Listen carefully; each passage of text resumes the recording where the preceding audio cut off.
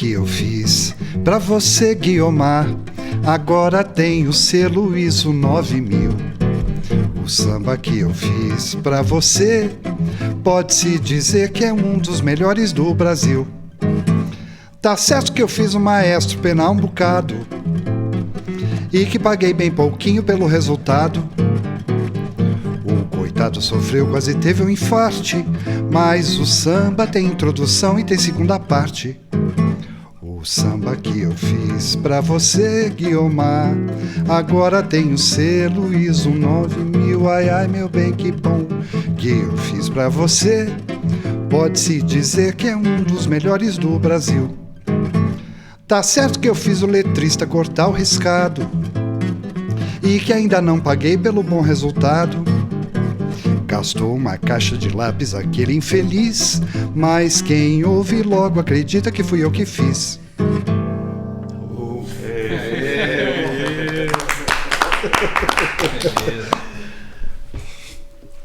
Olá, companheiro.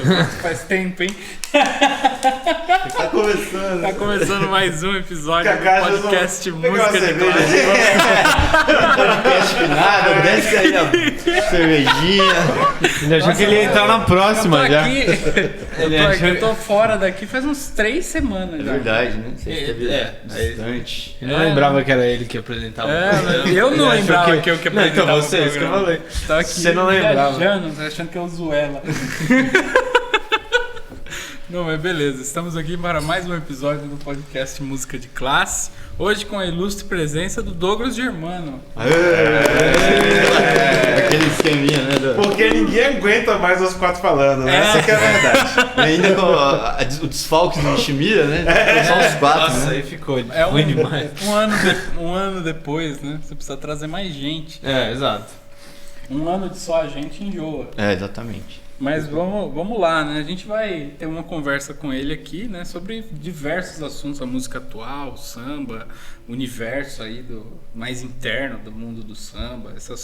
Sim, vamos, né, transitar aqui bastante pelos assuntos e ver onde é que a gente termina aqui.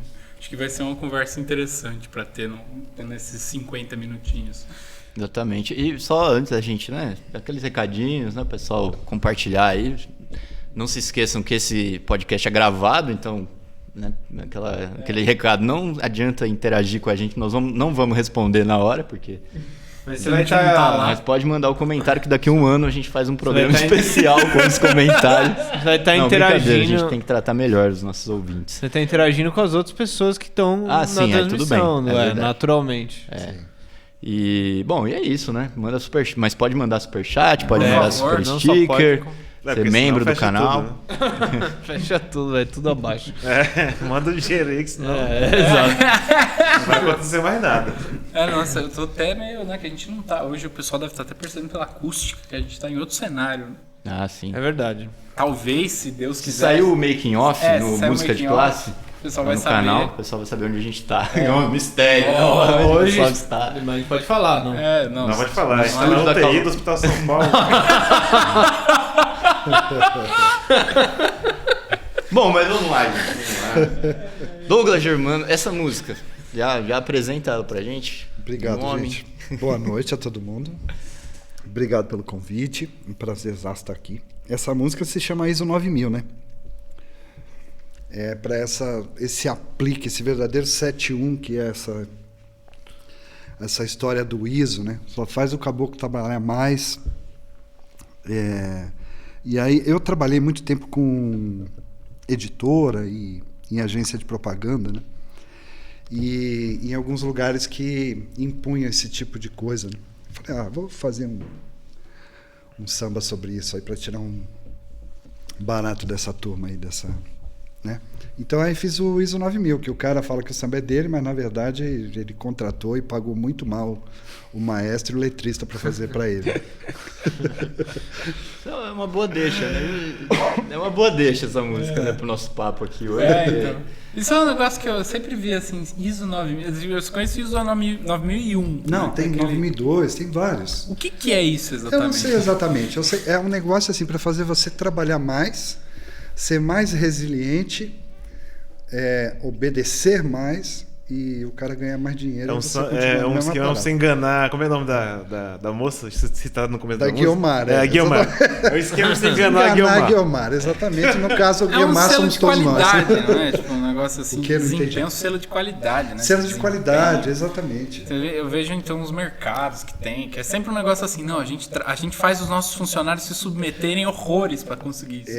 Eu trabalhei numa editora que ela conseguiu um selo desse aí na área de RH, e era assim, às vezes você tava numa loucura lá, cara, de fechamento, de trampo, de livro, de coisa, que prazo, aquelas loucuras todas. Aí, assim, 9h30 da manhã entrava um chinês no departamento de arte, você tinha que largar a pena, e era pena mesmo, porque era prancheta ainda. E aí, para fazer 15 minutos de tai chi ali com o chinês, e você pilhado naquela, pensando em fechar. Não, é hilário. É sério? Não, é seríssimo. Cara, no correio. matar o chinês. Imagina. Não, aqui paz e tal. O cara no final do ano quer matar o cara do Tai Chi, né? E esse período na trampo de prancheta, né? Eu faço diagramação desde antes da tecnologia chegar. E era pranchetão, e a gente diagramava fazendo os strips com texto, né? De fotocomposição. E você cola aquilo na prancha com cola de benzina, né? Então você chega no fim do dia, você tá louco de benzina, né? Você limpa o bagulho e tal.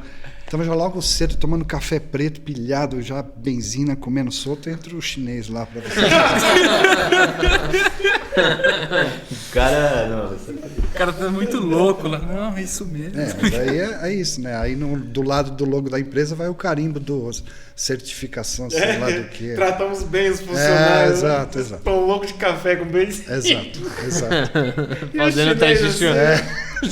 Chinês do lado. Saindo, pô, vou ficar aqui mais não, porque tem muito cheiro forte aqui. Tô vazando. Nossa. É isso. Então eu fiz esse ISO 9000 aí. E você acha que na música hoje em dia tem muito ISO 9000 aí? Muita busca pelo ISO 9000 também? Ou é só na. Ah, então. Aí mudou muito, né, cara? O trabalho, a questão agora é que tem uma busca pela exposição que ultrapassa a questão do trabalho artístico, né? Isso aí, às vezes, eu acho meio bobo e acho perigoso, né? Porque às vezes você expõe, e aí a hora que vem o seu trabalho mesmo, você vê que não é aquilo tudo, né? Então, nesse sentido, eu acho que sim. Eu acho que o foco do trabalho artístico perde um pouco, fica meio aguado, né? Por conta dessas coisas, especialmente no mainstream, né? A rapaziada mais pop, assim, digamos, né?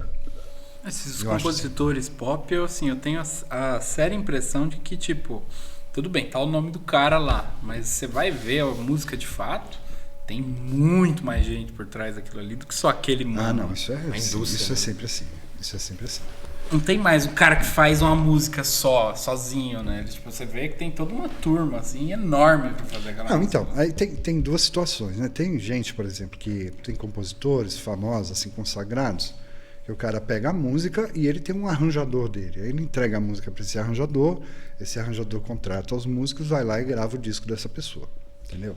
E tem outras figuras que são do mainstream mesmo, né? Que muitas vezes ele vai para estúdio, ele nem sabe quem é o músico que vai acompanhar aquilo. Você tem uma galera que tem como função de vida ser músico de estúdio. Uma rapaziada muito boa, aliás, e completamente camaleônica, né? O cara grava uma sessão do novo hit do Amado Batista, na sequência ele grava um hit de uma outra banda pop rock, por exemplo. O mesmo músico, sabe? Isso aí na história toda da música brasileira tem isso, né? Acontece essas duas situações. Isso daí eu vejo assim, tipo, primeiro que esses caras, eles ficam na sombra, né? Eles são caras muito competentes, em geral, os caras de estúdio, só que eles não recebem. Porque a gente vê, como você falou, tem sempre o nome de um cara ali na frente. Sim. E esse pessoal ninguém fica sabendo direito, só no meio, assim. Você sabe, não, aquele cara lá é bom. Tal. Essa turma que gosta de fuçar em kart, né? Que vai ler os créditos, vai ver quem tocou o quê, né?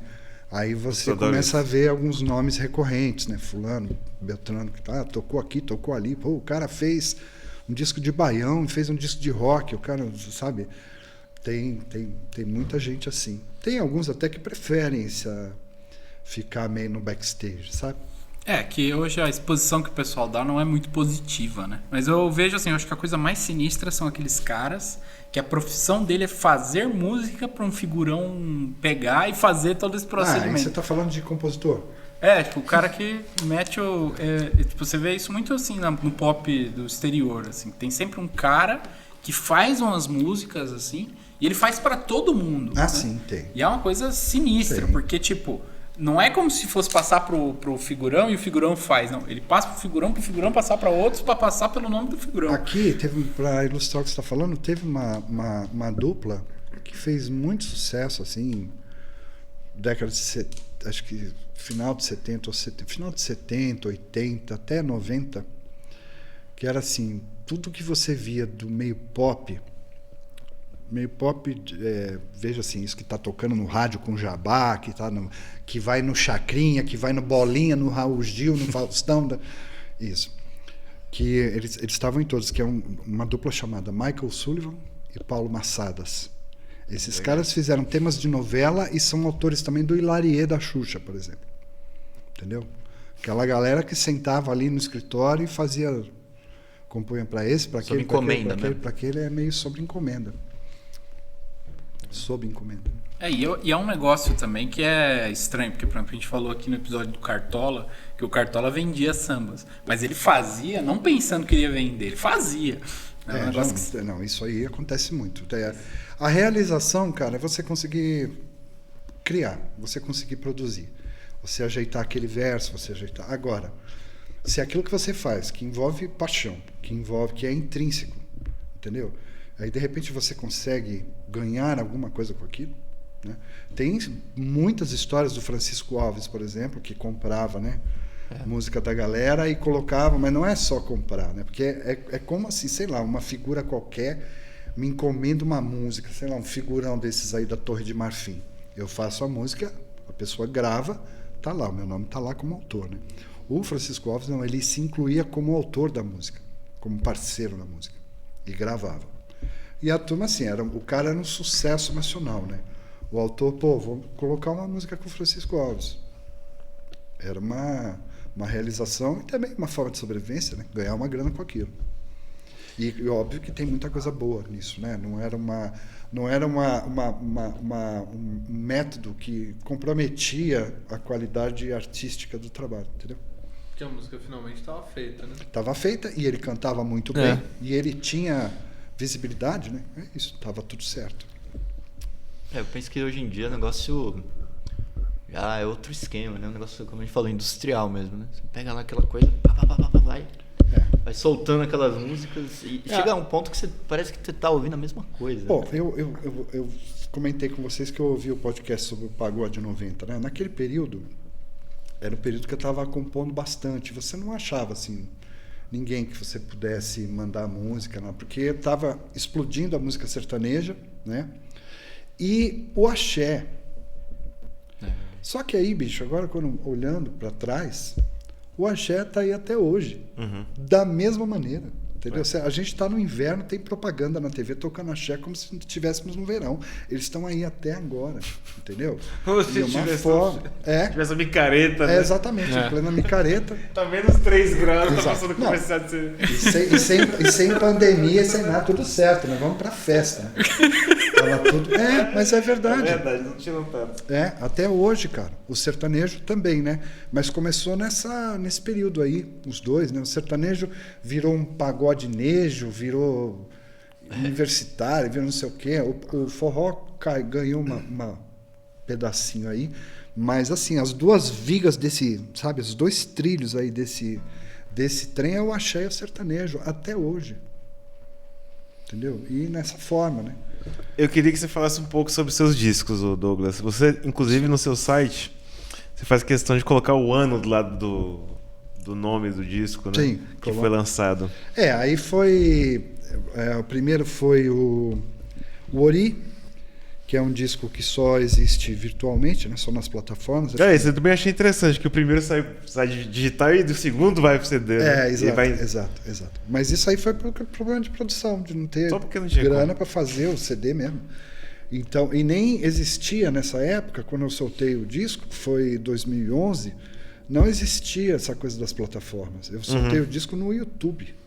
Nossa. Você soltou ele todo no YouTube. E ele não estava masterizado, inclusive. Aí agora eu consegui lá, masterizei o disco e foi para as plataformas mixado e masterizado, que não estava, né?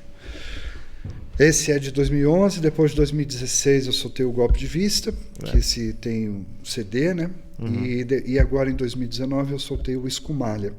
E tem 2 trabalhos anteriores que não são solo, que é o do Moviola com o parceiro Kiko, né? O Kiko Dinucci, que é de 2009. E um pouquinho antes de 2009 tem a minha participação também no disco do Bando Afro-Macarrônico, porque eu tocava no Bando Afro-Macarrônico, né? Junto com o Kiko, com o Rai Lídia, com a turma toda, e a gente gravou esse disco também, acho que foi com o Proac, uma coisa assim. Então são esses mais solos, são esses discos aí, Golpe de Vista, Ori e Escumalha, agora de 2019. E você teve... que aqui tem um espaçamento de tempo, né? Você teve... Quais são as dificuldades? Porque finalmente estava conversando antes do programa, né? Que eu também, conversando com o Henrique sobre esses artistas novos, né? Gente nova no pedaço. Como é que vocês estão gravando isso aqui? Como é que é o negócio? Vocês estão tá na raça? Novo. Vamos lá, entendeu? Essa coisa do novo é novo porque você, né? Eu tô falando você no sentido da turma aí que escreve sobre música, né? Porque só tá te conhecendo agora, mas pô, eu já tô com 53 anos. Né? Então, é tudo por conta própria, cara. Eu consegui agora no Escumalha um produtor que bancou o disco, né? Ele bancou o estúdio, que é o produtor, e aí começou a trabalhar vendendo shows também, né? Que é o Fábio Jorge, do selo Boca de Lobo. Agora, os 2 outros foram assim por conta própria, juntando grana, aqui e ali, paga estúdio, aí, que é uma coisa impossível, porque o barato é você ir para estúdio e matar o disco. Sei lá, de preferência um dia depois do outro, de segunda a sexta. O Ori, o Golpe de Vista, assim, eu fazia uma sessão, gravava violão de base, aí conseguia voltar para estúdio, sei lá, 20 dias depois. Eu nem lembrava mais o que você estava fazendo. Aí eu tentava, aí o que eu fazia? Eu ia para o estúdio e tentava matar a base de violão daquela música, né? E às vezes um complemento de percussão, alguma coisa assim, deixava ela lá.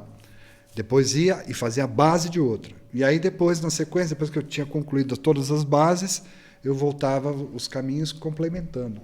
Chamando um amigo para botar o João Poleto, por exemplo, para botar sopro, depois chamando amigos para fazer coro, e assim, nessa pegada. Por isso que um é 2011, outro 2016 e outro 2019. Porque não teria outra maneira. E também agora, como eu disse, o Escumalha, por conta de tudo isso que aconteceu, shows cancelados e tudo mais, foi praticamente abortado, porque ele é de maio de 2019. Já estamos em 2021, né? Provavelmente a gente conseguir fazer shows o ano que vem só. Não faz sentido nenhum voltar com um disco. Lançando um disco. Não. Lançar e 2 anos depois de lançado, voltar, né? Então isso vai me obrigar a ter um trabalho novo para conseguir negociar show e voltar a trabalhar, né? Mas esse problema é um problema com artista independente, né? Não, completo, claro. Os grandes estão se virando aí. Não, estão se virando e recebem, independente da produção, né? Ô Douglas, uma coisa, né? Você mencionou o negócio do PROAC. O que você acha disso? Porque a gente sabe que, quando você olha a questão cultural, né? A gente sabe que se não há um auxílio governamental de fato, o negócio cultural não vai pra frente, né? E aqui no Brasil se fala muito, não, porque tem o PROAC, agora também, sei lá como é que tá, né? Pleno golpe de Estado e tudo mais. Tem uma história boa sobre Léo de Blanc. Léo de Blanc, tem o PROAC, tem a Lei Rouanet e tal, e aí aí muita gente tem a impressão que não, que o governo dá um apoio, dá uma força, mas a gente sabe que eu já fiz, né? Já tentei fazer pra edital, essas coisas, o negócio é meio complicado, né? Se tivesse, de fato, teria muito mais cena cultural no Brasil, a coisa seria muito mais desenvolvida, não que não tenha, né? Mas seria muito mais desenvolvido, sim, né? Sim. Não, Acontece de fato, mas não acontece. Ele não é capilarizado, entendeu? Você vê assim, eu já consegui um PROAC também, mas você vê invariavelmente as mesmas figuras, né? Então é a impressão. Essa é que é a questão. Você muitas vezes tem que comprovar determinadas coisas para se qualificar para aquilo, que muitas vezes, se você tivesse tudo aquilo para comprovar, você nem precisaria do PROAC. Tá entendendo? E o esquema é assim... Então isso aí é um negócio que pesa, assim, sabe? Tem muita gente que consegue e tem muitos trabalhos importantes que foram conseguidos graças a isso, foram realizados graças a isso. Mas tem essa questão, né? É muito metropolitano também, né? Que é ali da galera que está na metrópole, né? As pessoas de fora, às vezes, não conseguem chegar, não, né? E também tem uma questão... Primeiro que o dinheiro também, não sei como é que é o esquema hoje em dia, mas você consegue autorização para ir pedir o dinheiro nas empresas, né? Não é uma coisa assim? Não, tem isso. Isso aí é Rouanet, né? Rouanet, tá. Que é em cima do incentivo fiscal. E tem os PROACs, que são editais que ele abre faixas de valor. E dentro dessa, por exemplo, um edital para show, para levantar um show e rodar algumas cidades. Essa faixa é R$80 mil, por exemplo. Não sei o valor, tá? Estou dizendo. Sim. Aí você tem um edital que é para gravar um disco novo e uma contrapartida é show gratuito em algum lugar. Essa faixa é de 120 mil, 120 mil, 110 mil. E assim por diante. A mesma coisa para teatro, a mesma coisa para música erudita e etc. Você recebe, se você for contemplado, você recebe 80%, aí você tem que comprovar a realização das etapas, e aí comprovando você recebe os últimos 20%, entendeu? Isso acontece. Uma dúvida, assim, você falou que, por exemplo, com os discos eles tiveram um espaçamento, assim, muito por problema de dinheiro, de conseguir correr atrás e completar a coisa, um problema mais prático, assim. Mas uma coisa assim que eu penso, se você não tivesse esse impedimento financeiro, prático, de ter que ficar correndo atrás e tal, você acha que, por exemplo, você teria assim você teria criatividade para tirar um disco todo ano? Essa assim, pergunta é interessante. Não, mas você possibilitaria outros trabalhos. Provavelmente não lançaria um disco por ano, que era uma coisa que acontecia até os anos 80, os grandes artistas lançavam os discos do ano, né? Todo ano saía um disco novo. Eu acho que não haveria essa necessidade, mas, por exemplo, você poderia realizar o teu trabalho ali, ter uma ideia de um disco, um conceito qualquer, lançar aquele disco, enquanto aquele disco está rolando, você, por exemplo, produz um trabalho de música instrumental. Entendeu? Ou você produz, eu gravei esses aqui agora eu vou fazer um disco só com as coisas que eu tenho em parceria com alguém, por exemplo. Entendeu? É possível. Porque, na verdade, o grande barato de você ter produto, vamos dizer assim, entenda esse produto bem entre aspas, é você negociar show, que é onde as pessoas do mundo independente conseguem ganhar grana para sobreviver. Então, eu tenho um duo de violões, entendeu? De repente tem uma cidade que tem uma característica de música instrumental, ou um outro lugar, ou até mesmo fora do país, você tem um trabalho para poder tentar se qualificar para aquilo, ou para vender. Você tem um trabalho de música popular, que você pode circular de certa maneira. De repente fazer um trabalho solo, que é mais fácil para viajar. Porque é possível. No Escumalha, por exemplo, são comigo 10 pessoas no palco. E aí fora os 2 caras do som, mais o cara da luz. Você não viaja no caminho, cara. Só se você tiver o seu busão, botar todo mundo dentro. Não. Mas entendeu? Então, isso, nessas condições, né, se você conseguisse fazer o seu trabalho girar a ponto de produzir. Hoje, por exemplo, mudou muito de figura, porque isso que você falou é bem legal, porque hoje a pessoa não lançaria mais um disco, mas a pessoa lançaria um EP. Por exemplo, o Escumalha, ele é todo... ele tem um conceito todo amarrado no roteiro das músicas, tem um sentido, tudo aquilo. Só que é feito com a minha cabeça de velho, porque ninguém mais ouve música assim. É verdade. Você amarra o roteiro. Essa aqui vem depois dessa por causa disso. Entendeu, Júlio? Aí você pega e só ouve aquela no stream, bicho. Tem que lançar o EP. Então. É a volta do EP. E aí o que acontece? Você pintou um negócio legal, por exemplo. Uma coisa agora, esse turbilhão de coisas que estão acontecendo. Pintou um negócio legal, você vai para o estúdio, produz e solta aquela música. Hoje tá assim, os caras do YouTube é tudo uma música. Exatamente. O novo lançamento da uma música do cara. Exatamente. É o EP, cara, tinha esquecido É isso. aquilo. Então, O EP voltou. não faria um disco, mas faria um EP. 1, 2. Até porque muita gente ouve no streaming, por exemplo, mete no aleatório. Total. Muitas vezes nem vai atrás do artista. Ouve o Parece Spotify a a partir das playlists. É que ele faz uma E aí, recomendação. às vezes, você vai cair numa playlist. Mas o cara não sabe quem é você, sabe? Entendeu? Uhum. Então, toda a história do É roteirinho do engraçado. disco vai pro espaço. Já vi lado muito- A, lado B, né? É uma espécie de... isso aí é como se um disco...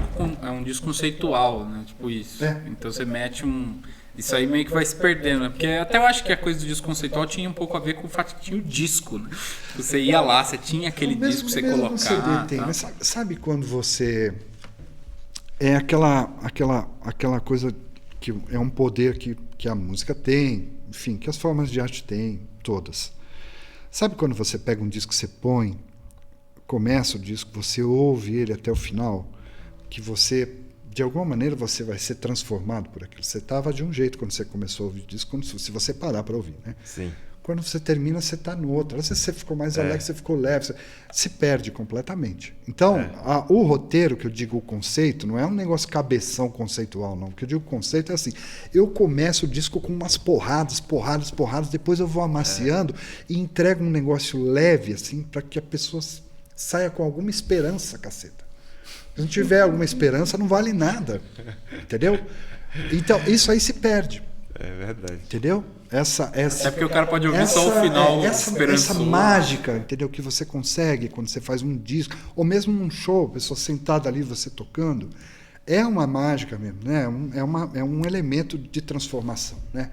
No caso do streaming, vai tudo pro espaço, cara. Literalmente. Porque aí, nesse sentido, já que é assim, você pode fazer só um quitute, né? A música vira um quitute. Exatamente. É isso. Não vou desenvolver toda uma ideia, vamos fazer com um quitute. É isso. Uma salsicha da qualidade aqui e vai embora, entendeu? Eu acho Tem que mais isso- nada que você fazer mas é uma... isso. Eu acho assim que até não é um problema de desinteresse do pessoal nesse tipo de conteúdo. Eu acho que há um interesse assim, tipo de o pessoal pegar umas coisas assim com uma produção melhor. Porque finalmente isso daí é um trabalho maior, é um investimento maior de pensar na coisa, fazer ela com um carinho maior. Mas eu acho mais é que assim, é uma coisa que criou-se esse hábito, eu acho, muito por causa da indústria. Né? Sim, mas eu não acho que seja desinteresse, não, viu, Cacá? Eu acho que as pessoas são vítimas dessa situação. As pessoas são levadas a ouvir música assim. As pessoas são levadas a essa velocidade, a essa troca, a essa substituição imediata. Entendeu? Então você faz um trabalho, você não pode deixar ele caminhar. O ideal é que você lance outro logo para conseguir. Entendeu? Mas mas o streaming também, ele na verdade é uma cadeira elétrica pro independente. Porque você falou, tem que ganhar 10 centavos, são quantas? Não, o dinheiro é ridículo. É 1 milhão para ganhar 10 centavos. 1 milhão. Então a Não gente tem que tem sentar aqui e dinheiro. ouvir Peraí, pelo... 1 milhão o quê? 1 milhão de De players. De se você visualização ouvir, não né? tem dinheiro. Não. Não tem dinheiro. É Não, mais fácil falar é assim. muito né? pouco, né? Não É a uberização do É como músico. se não tivesse. Não, exatamente. Você não deve nem considerar. Não... O cara que fez a música da Anitta, por exemplo, ele não ganha quase nada com isso daí. Ele mesmo. Nem que ele. Nem ele, que a música tem milhões e milhões de coisas, ganha uma camiseta, sei lá. E Não, você- tinha um cara que escreveu um texto aí. Tem a coisa Fala, aí, o Chico, título era esse. é a visibilidade. Sim. A partir da visibilidade, você negocia, por exemplo, aparecer com uma corrente X no seu Instagram. Ou aparecer comendo num restaurante tal. Aí você ganha um troco. É isso. Você não tá num dilema CD, música totalmente eletrônica? Tipo assim, ainda vai vender CD? Não, já não vende mais. Não vende, né? Não. Já é tudo fetiche. Agora a galera tá na história do LP, né? Voltar. Alguns voltaram. E aí, não. Mas aí é um negócio super elitizado para um grupinho pequeno. Isso também né? tende a privilegiar. Por mais que a pessoa produza um LP, Isso tende a privilegiar a música velha, basicamente, né? O cara não vai ouvir tudo Música bem, né? velha, você acha? Não, eu acho que a impressão que dá é que o colecionador do LP, ele compra o LP antigo, ele gosta da coisa antiga e tal, não sei. Algumas pessoas produzem, né? Faz o Tem LP gente e que... tal. Eu já vi história de gente que compra colecionador nessa mesma configuração que você falou.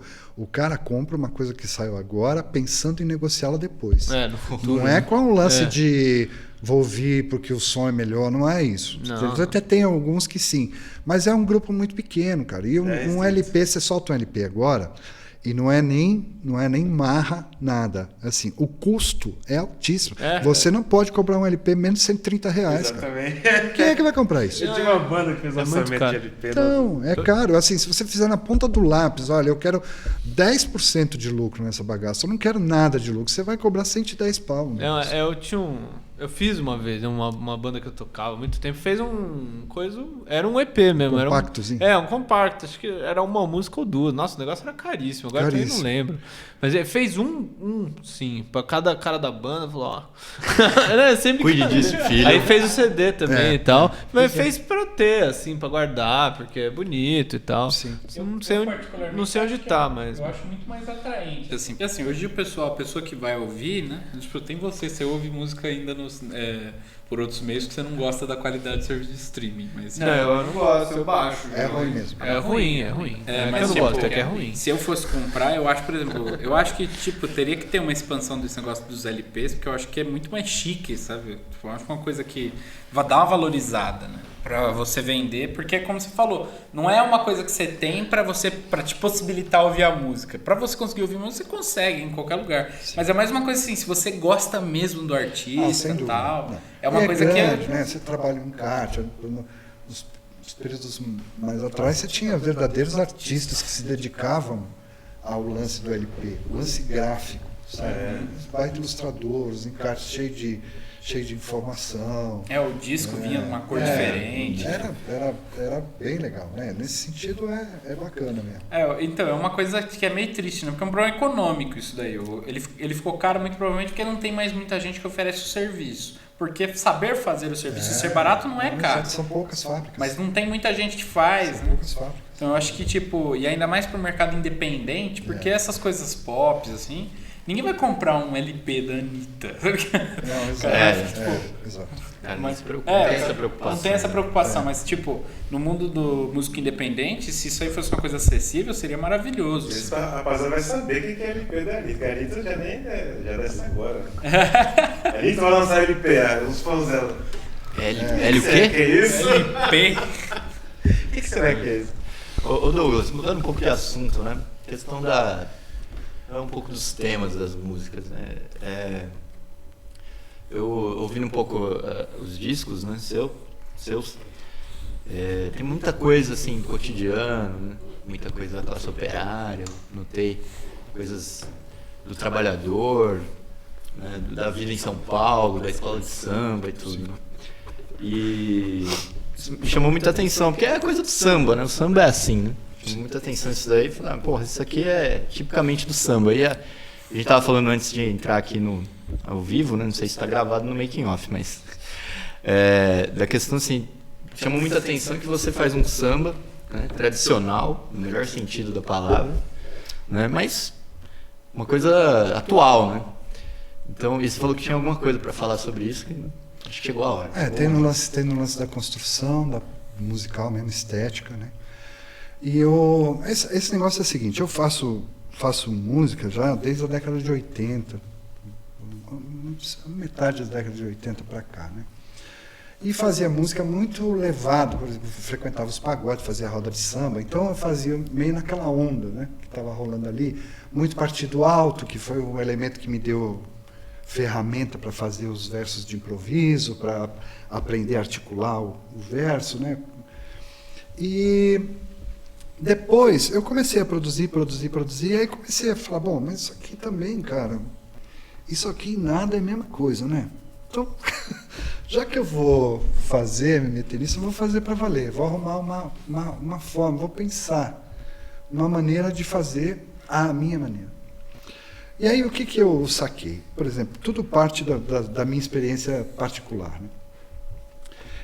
morava, por exemplo, em Poá, trabalhava em São Paulo, eu via assim que os universos, mas não entendia, minha cabeça não entendia direito aquilo, né? Eu tentava lidar com aquilo, mas eu via que os universos eram muito diferentes, né? Por exemplo, para dar fazer uma ilustração, eu sempre desfilei em escola de samba, e eu me lembro de um ano que eu estava trabalhando numa agência de propaganda, e a minha escola ia desfilar na noite de sexta-feira. E eu ia trabalhar, era dia normal, sexta-feira de carnaval. Eu estava noutra frequência, mas eu tinha que trabalhar. Bom, cara, eu sei que eu não tive dúvida. Eu saí de casa com a fantasia, não vestido, claro.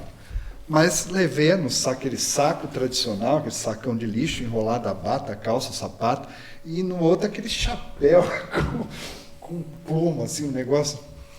A hora que eu cheguei na agência com aquilo embaixo do braço, com aquele monte de coxinha, Mauricinho, cara, eles olharam para mim como se eu fosse um mistério biológico.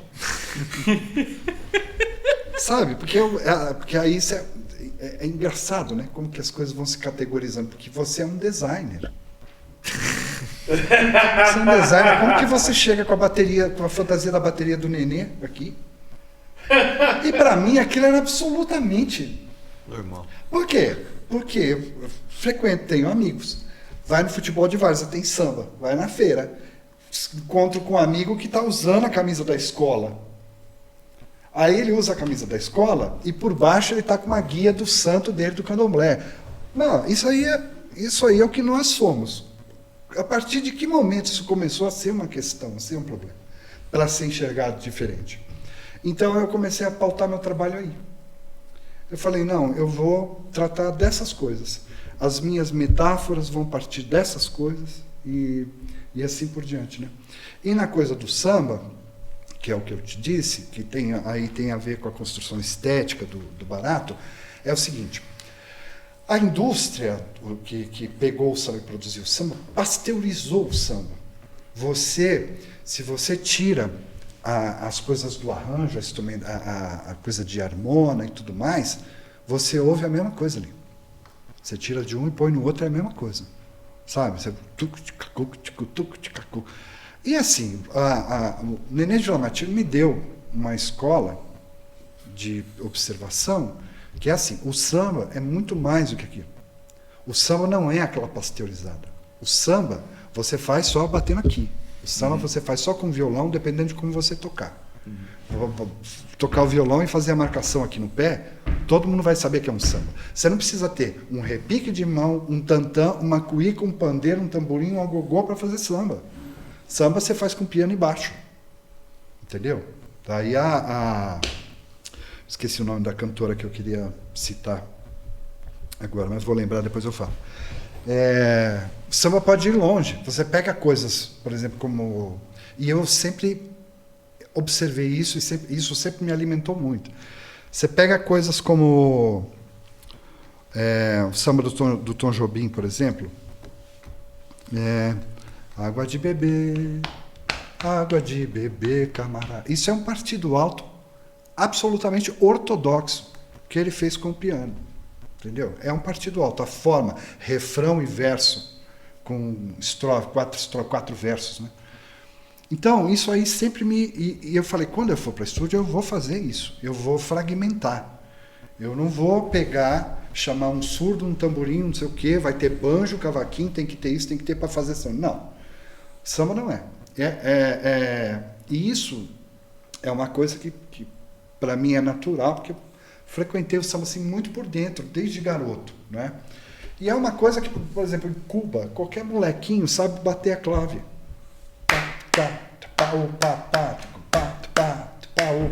Qualquer molequinho lá bate isso num latão. Aqui você não vai encontrar um garotinho que toque tamborim, que faça o teleco-teco. Tac, tac, tac, tac, tac, tac, tac, e deveria saber. Entendeu? Então você não pode pasteurizar, você tem que pegar, esmiuçar, tornar várias fraturas expostas e deixar isso à parte, né? O meu violão, por exemplo. O violão, você pega os violões de samba, né?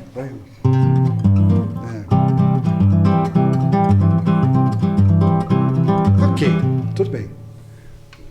Mas dá para fazer diferente, sabe? Dá para experimentar, dá para pegar outras células e trazer para isso. Uma coisa que eu uso muito no meu violão é uma célula que é da cuíca, sabe? Eu adoro quando você ouve quando você ouve uma bateria formada que tem um naipe de cuícas, né? Então você tem ali várias coisas acontecendo, vários tipos de célula rítmica acontecendo, as marcações, os repiniques, os tamborins. A única que flutua por cima de tudo é a cuíca. Então aquilo tá a cuíca.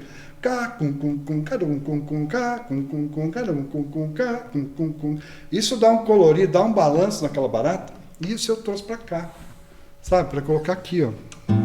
Por exemplo.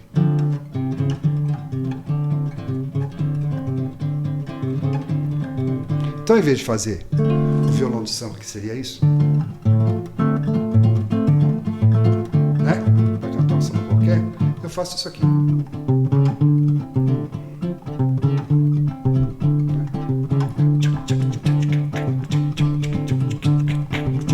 O samba tá aqui. E aí, por isso que o meu primeiro disco solo, que é o Golpe de Vista, é um disco de violão e caixa de fósforo, só. Entendeu? Porque eu queria mesmo brincar com esses elementos, porque o samba é de uma riqueza no que diz respeito à polirritmia espetacular, entendeu? E aí não faz sentido você apresentar ele sempre de uma maneira só. Você pode fazer de várias maneiras distintas, né? E ele é uma célula que funciona para várias coisas, não só aquele instrumento faz aquilo, aquele faz... Não, dá para você pegar o que o surdo faz e botar em outro instrumento, por exemplo, entendeu? É isso. Me estendi demais. Hein? Não, foi bom, Não, foi bom. interessante até. Eu, por exemplo, essa observação sobre a cuíca, eu nunca tinha pensado nisso. Você falou, eu falei, não, pior que é real. Tipo, apita a bateria do partido, né? No último ato veio o colega nosso toca cuíca. E pior que não é isso mesmo. Então, você precisa, quando você tiver oportunidade, observa, quando você vê uma massa, uma bateria grande tocando, que tem ali uma fila ou duas filas de cuíqueiros, que isso vai dar, uma fila tem 12, vai dar 24 cuíqueiros ou 12. Observa a hora que eles começam a tocar. É um negócio espetacular.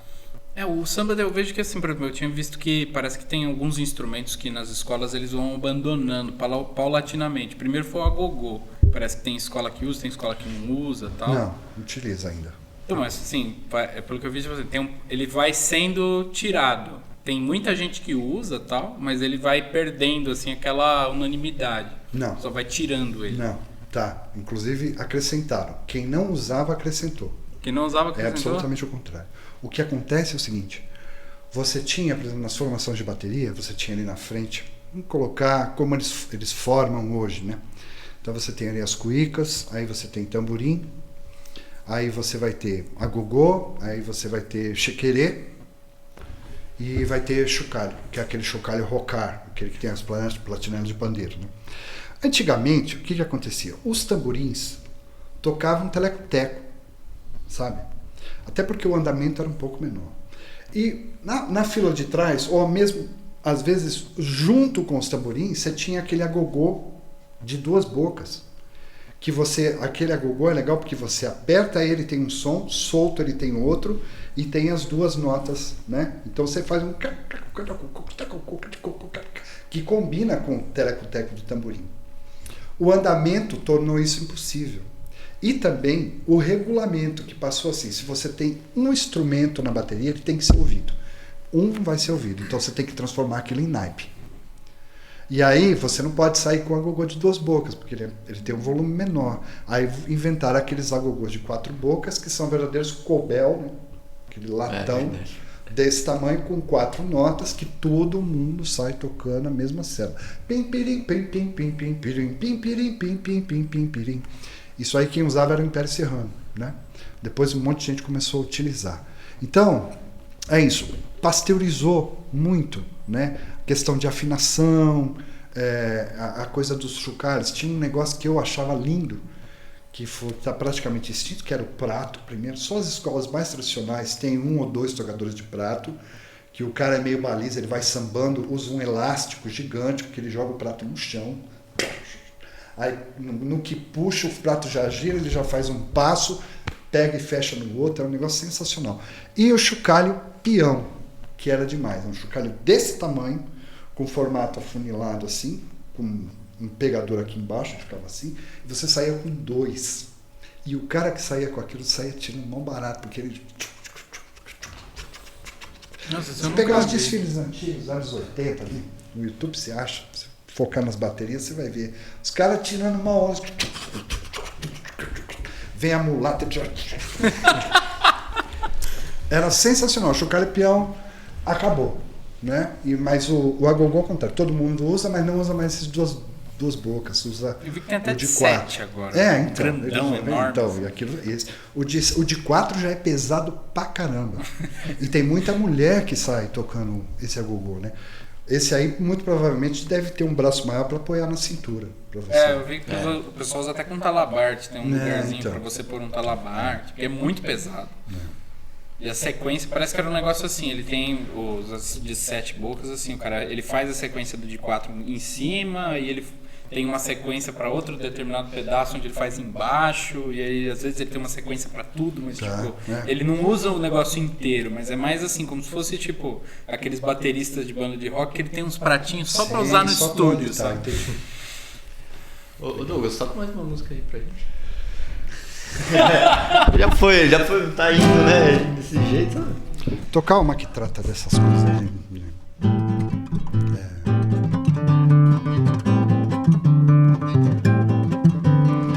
Trata de um cuiqueiro velho que vai vendo essas transformações, né, acontecerem.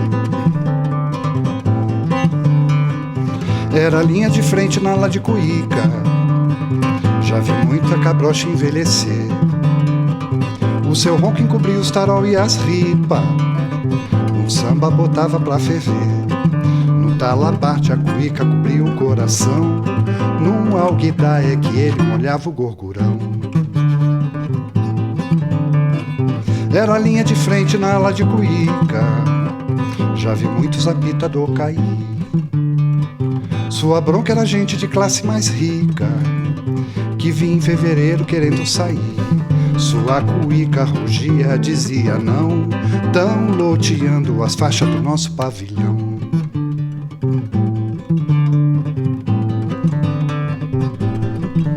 Nego tirava sempre arrumando confusão, outro calava e tirava a mesma conclusão. Pois é, mas era Shogun, guia cruzada, pra um lado Xangô, pro outro Ogum. Mas era Shogun, guia cruzada, pra um lado Xangô, pro outro Ogum.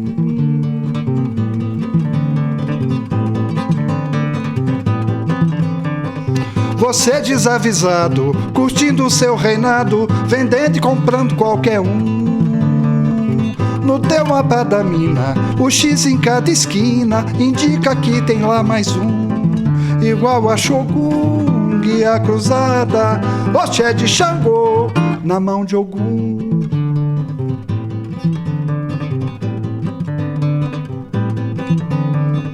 Era a linha de frente na ala de cuíca, Anhembi, Tiradentes, São João. Adorava contar como era bonita a avenida antes da televisão. Sua cuíca era ferro com ronco de trovão. Por minha parte, Shogun tava sempre com a razão. Sua cuíca era ferro com ronco de trovão. Por minha parte, Shogun tava sempre com a razão. Bom. Isso aí, sem aquecer, sem cantar durante a pandemia, sai essa beleza. Mas deu pra entender, acho. Essa é de qual disco? Essa é do Golpe de Vista, chama Guia Cruzada. Guia Cruzada, maravilha. Cara, eu ia te pedir uma música, posso aproveitar aqui? Dependendo, se tiver na mão, a gente faço. tava no papo de uma música que chama atenção, que eu acho que tem muito a ver com a gente aqui, é do Escumalha, que chama Chapa. Ah, claro. Você tá Faço. com ela na manga Faço aí? já, faço. Enquanto a gente prepara aqui no... Preciso só, não toco faz tempo, mas...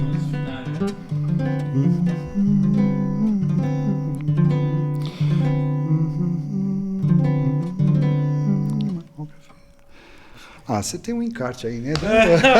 Pronto, aí não tem pane. Esse aqui. Que aí eu não vou errar a letra, pronto. É muita Juliano letra, vira muita página. Eu coisa. entendo como é bicho. esse negócio de errar Juliano vira letra. página pra você. É muita coisa, é muita letra, muito conversê, muito blé blé blé e tal. Tá aqui. Chapa.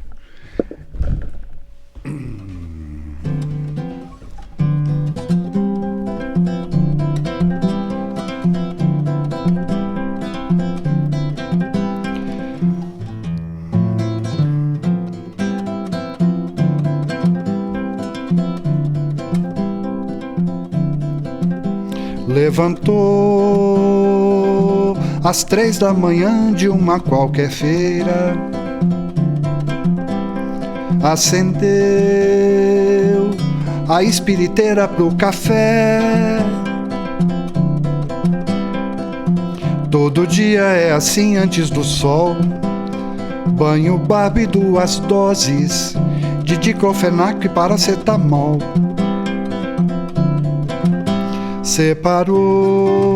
Separou 7 moedas pra algum e rogou pra turma do trecho um dia bom. É ali, dali na 116, lona preta, placa, seno, um ponto de chapa com ele mais 3.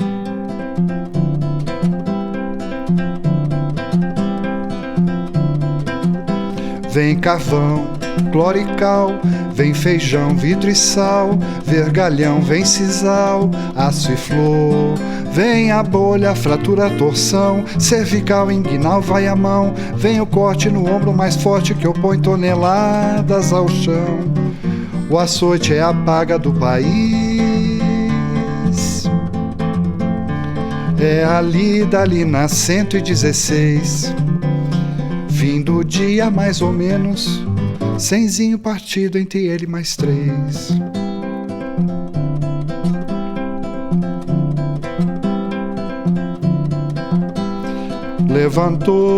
Levantou às 3 da manhã de uma qualquer feira.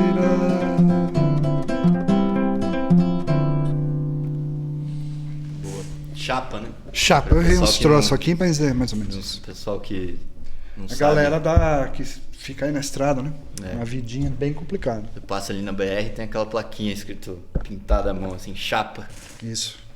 E aí o pessoal que tá ali pra descarregar caminhão, tá? Os caminhoneiros chegam e eles Isso chamam é o pessoal pra ajudar, né? Isso é uma galera mais jovem dança nessa história, porque esses caras, por exemplo, ele guia o caminhoneiro a tal lugar e invariavelmente descarrega o caminhão.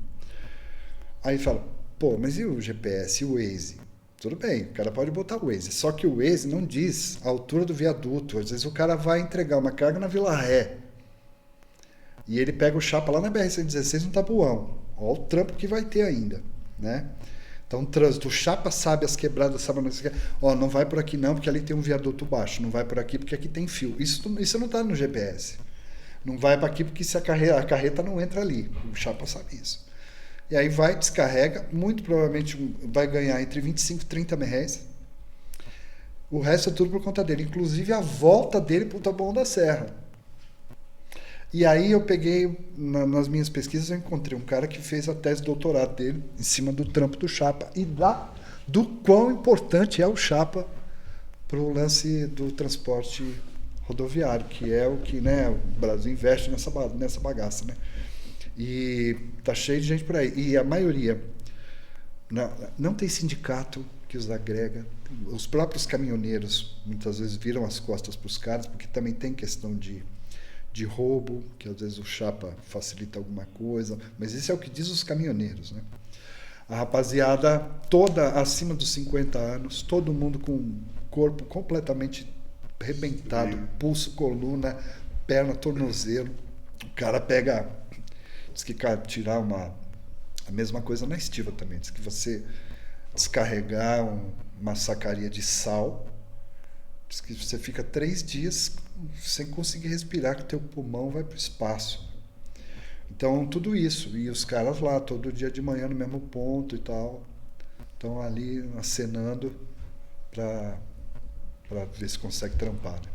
Esse é um tipo de tema assim que é interessante, até porque é uma coisa que é mais presente, né? Esse negócio dos caminhoneiros, por exemplo, isso é uma realidade do Brasil, né? Que já vem de muitos anos, mas é uma coisa que apareceu muito nos últimos tempos aí, principalmente com esse negócio da greve dos caminhoneiros, tudo. Até que exibiu uma debilidade, né? Tipo, você vê, é interessante pegar, até porque tem muita gente que fala, não existe mais a classe operária e tal, não sei o quê. Exato. E essas coisas mostram o trabalhador moderno, né? Ele ainda tá lá. Imagina. Inclusive é bem da classe operária mesmo, né? Que na letra fala, vem carvão, sal, feijão, não sei o que, e aí vem a cervical, aí vem não sei o que mais na corte, ombro, a fratura, a torção. corte. É exatamente assim que o trabalhador... Hérnia de coluna e hérnia inguinal, né? Que é aquela que desce aqui, né? Que o cara só com cirurgia para resolver, tanto fazer força. Gente, a gente tá no final, né? Mas acho que vale uma palavrinha, um pouquinho sobre a questão das escolas de samba, né? Que a gente tava falando um pouco. E você é parte da aula de compositores da Nenê. Não sou mais, Não é já mais? fui. Já fui. Eu fui mestre de bateria do Águia de Ouro. Comecei a história toda no Nenê, né? Que é a minha escola de coração. Saí lá já com 13 anos de idade, eu comecei a sair na bateria. Saí vários anos, aí depois por conta de morar longe da quadra, e aí se você não vai para o ensaio, você não sai mesmo. E tá certo, tem que ser assim mesmo, né? Claro. E aí eu me afastei, porque eu não dava conta de ir para os ensaios, era longe e tudo mais, né? Não tinha transporte, né? Aí depois me aproximei do Águia de Ouro, com amigos que eu fiz lá, compus alguns sambas para o Águia de Ouro, fui mestre de bateria do Águia de Ouro, junto com o mestre Juca, depois eu saí, ele continua até hoje. E aí depois ali no período de 2009, 2010, 2011, eu fiz parte da ala de compositores do Nenê, a convite do Marco Antônio, que é o presidente da ala. Né? Grande Marco Antônio. Fiz o samba enredo, concorri com o samba enredo 2009 e só. Aí depois eu não desfilei mais, assim. Agora estou só acompanhando. Quando eu vou para a arquibancada. Maravilha. Bom, e aí, como tá aí? Esse negócio do tempo é com vocês que... Estouradíssimo. Não, mas tudo bem. Não, se quiser eu queria só, aí vocês logo a produção. Esse disco Escumalha, são todas as músicas só suas, com exceção da parceria que você tem com o Aldir Blanc, não é? Ali tem uma parceria com o Aldir e tem uma parceria com o Kiko Dinucci e uma parceria com o João Poleto. Né? Então você errou legal, hein?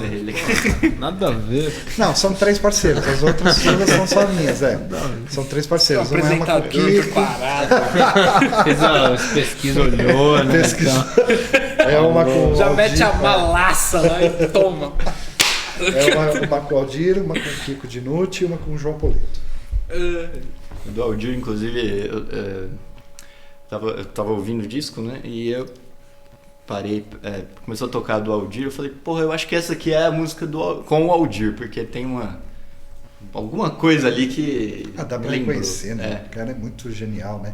E ele também a obra dele é enorme, né, cara? A gente já ouviu tanto, a gente já consegue sacar ali, né, por onde que ele vai, né? Muito, eu acho uma perda gigantesca, assim, né? Aliás, né, cara, eu fico imaginando essa galera assim que produziu, essa galera progressista e tudo mais, né, que realizou coisas interessantes. Eu fico imaginando esses caras num leito de hospital sem conseguir respirar, pensando nesse desgraçado fazendo o que tá fazendo, cara. Você já imaginou, cara? Que vontade de levantar daquela cadeira, né, da bolacha, né? Uma grande perda. Ele morreu em abril do ano passado, acho que foi abril. Foi uma perda enorme. Foi assim, acho que uma das primeiras vítimas, assim, foi. Né, do pessoal da arte, mas né, depois morreram muitos artistas, tudo, né? Deve ter tido antes, mas assim, ele foi um dos primeiros que marcou assim, pela vítima de Covid, né? Uma coisa de louco. Bom, pessoal, a gente podia terminar com uma música, então. Ainda faltou algumas fofocas, né? Depois a gente tem que chamar o Douglas Germano aqui para mais uma, como se diz? Mais uma sessão. Mais uma sessão. Sessão aí. Né? Tem muita coisa, tem muitas histórias interessantes aí que foram contadas, mas não dá tempo. É. O episódio é curto, né? É curto, é verdade. Pra fazer essa dinâmica aqui é curto. É verdade. Porque esse aqui anda muito mais rápido. Nossa, você apresenta o tema, você fala e não acaba. É verdade. Normalmente, né? Mas aqui a coisa vai muito rápido. Bom, a gente agradece, inclusive. Ó, esse foi o primeiro música de classe, né? Especial com convidados. O Douglas Germano tá abrindo aqui. Nossa ideia é ter. Assim, de tempos em tempos chamar um convidado, como a gente falou no início aqui, a gente não aguenta mais nosso Convidado que já pegou Covid e está vacinado. Pelo Pode menos ficar à com a primeira vontade, dose. É bom deixar claro, né?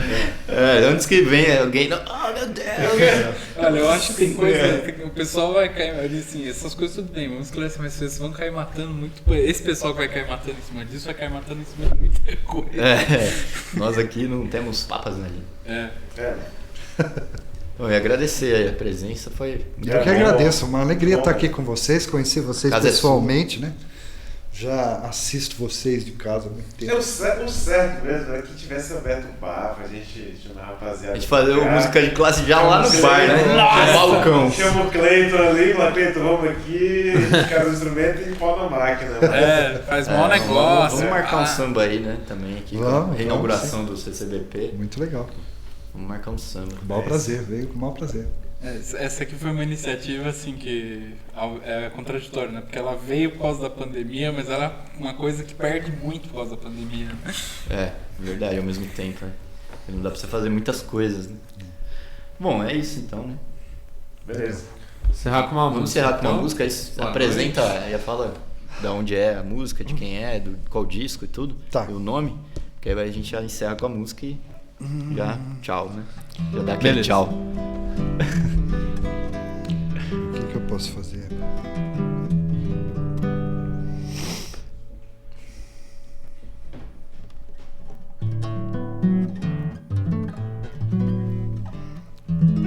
Fazer o Tempo Velho.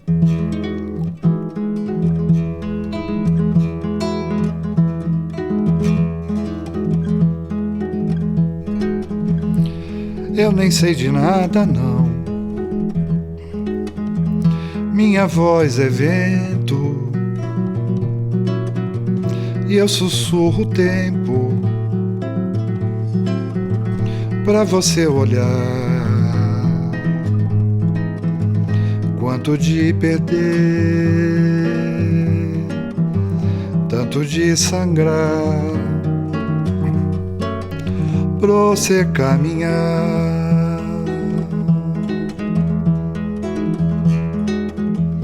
Eu quase vi nada, não.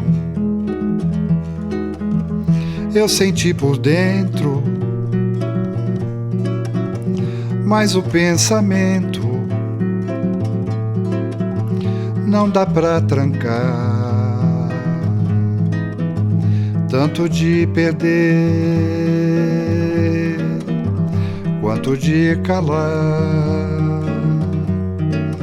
pra você caminhar. Banha essas folhas, se banha, se benze, pede pras almas, agradece, 3 Ave Maria.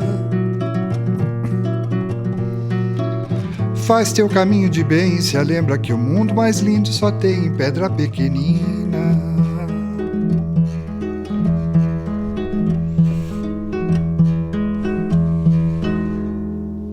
Isso aí. Beleza, boa noite. Boa noite. Ou bom, boa tarde também. Boa noite, boa tarde, bom dia, como você falou, é gravado, né?